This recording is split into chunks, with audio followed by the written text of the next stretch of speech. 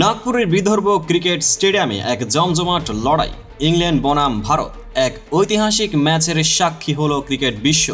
অবশেষে ভারত 4 উইকেটে ইংল্যান্ডকে পরাজিত করে 3 ম্যাচ সিরিজে 1-0-তে এগিয়ে গেল। কিন্তু কিভাবে ঘটল এই নাটকীয় জয়? বিশ্লেষণ করি ম্যাচের প্রতিটি গুরুত্বপূর্ণ দিক, ম্যাচ উইনিং মুহূর্ত, ব্যাটিং বোলিং কৌশল এবং ইংল্যান্ডের কোথায় ভুল হলো। ইংল্যান্ড প্রথমে ব্যাট করার সিদ্ধান্ত নেয়, কিন্তু 50 ওভারের আগেই তারা অল আউট। কেন? শুরুটা ছিল ধামাকাদার, কিন্তু মিডল অর্ডার একদম ব্যর্থ। ফিল সল্ট মাত্র 26 বলে 43 রান করে ভারতীয় বোলারদের নাস্তানাবুদ করলেন। 5টি চার, 3টি ছক্কা। কিন্তু কি দরকার ছিল এই অতিরিক্ত আগ্রাসনের? নন স্ট্রাইকিংয়ে থাকা জো রুট তখন স্ট্রাইক পাচ্ছিলেনই না। ফলাফল, আগ্রাসনের বলি হলেন সল্ট। রান আউট হয়ে ফিরে গেলেন Harry Brook, Joe Root, Livingstone কেউই দাঁড়াতে পারেননি। একদিকে রুট ধৈর্য ধরার চেষ্টা করছিলেন, কিন্তু জাডেজার সুপার ডেলিভারিতে এলবিডব্লিউ। 31 বলে মাত্র 19 রান। হ্যারি ব্রুক তো 3 বল খেলেই বিদায় নিলেন। ইংল্যান্ডের মিডল অর্ডারের এই হাল দেখে মনে হচ্ছিল তারা আইসক্রিম খেতে নেমেছেন। ব্যাটিং করতে নয়, জস বাটলার একাই লড়ছিলেন। 67 বলে 52 রান। স্ট্রাইক রেট কম, কিন্তু দায়িত্ব নিয়ে খেলছিলেন। তবে সাপোর্ট কোথায়? জাডেজা আর হর্ষিত রানার দুর্দান্ত স্পেলে ইংল্যান্ডের মিডল অর্ডার কার্যত ধ্বংস। শেষ দিকে জোফ্রা আর্চারের 21 রানের কেমিও তাদের স্কোর টেনে 248 পর্যন্ত নেই। 249 রানের টার্গেট। নাগপুরের উইকেটে খুব বেশি না, কিন্তু ইংল্যান্ডের বোলিং লাইন আপও দুর্দান্ত।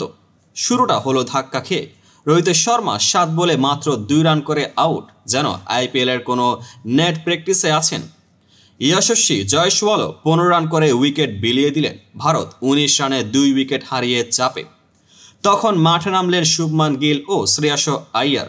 শুভমান গিলের দুর্দান্ত 87 রান আর শ্রেয়াস আইয়ার মাত্র 36 বলে 59 রান করে ভারতকে ম্যাচে ফিরিয়ে আনেন। বিশেষ করে আইয়ারের ইনিংস ছিল সম্পূর্ণ আগ্রাসী। 9টি চার, 2টি ছক্কা। ব্যাক টু ব্যাক বাউন্ডারি মেরে ইংলিশ বোলারদের ঘুম উড়িয়ে দিলেন। অক্ষর প্যাটেল তার অলরাউন্ডের সামর্থ্য আবার প্রমাণ করলেন। 47 বলে 52 রানের এক দুর্দান্ত ইনিংস। যখন গিল আউট হন তখন ভারত প্রায় জয়ের দ্বার প্রান্তে। তবে রাহুল 9 বলে 2 রান করে যখন আউট হন তখন কিছুটা চাপ তৈরি হয়, কিন্তু হার্দিক পান্ডিয়া আর জাডেজা ম্যাচটা আর হাত থেকে ছাড়তে দেননি।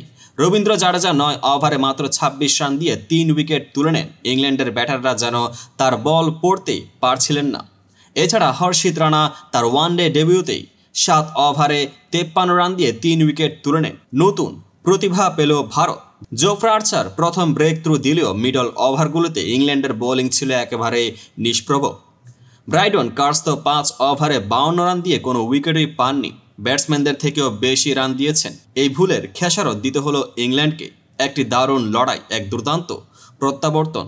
ভারতের মিডল অর্ডারের ব্যাটিং এবং বোলারদের দাপটে ইংল্যান্ডকে হারিয়ে দিল টিম ইন্ডিয়া। সিরিজের প্রথম ম্যাচে 1-0 লিড। এবার ইংল্যান্ড কি পরের ম্যাচে কামব্যাক করতে পারবে, নাকি ভারত সিরিজ পকেটে পুরে ফেলবে? জানতে হলে চোখ রাখুন আমাদের পরবর্তী বিশ্লেষণে।